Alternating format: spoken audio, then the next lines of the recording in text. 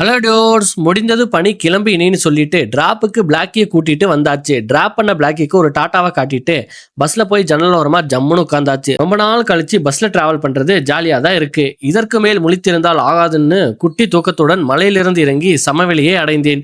வெயிலின் தாக்கம் தொடங்கியது. அங்கிருந்து மற்றொரு பேருந்தில் பயணம் செய்ய வேண்டியிருந்தது. அங்கேயும் ஜன்னல் சீட் இறுதியாக வந்து விட்டேன். மங்கல்யானை பார்த்து சில நாட்கள் ஆகிவிட்டது. அவனுக்கு ஒரு வணக்கத்தை போட்டு சிறிது நேரம் கழித்து அவனை கூட்டிட்டு ஒரு குட்டி ரைடு எங்கன்னா முடி கட்டிங் சலூனுக்கு சென்று விட்டேன்.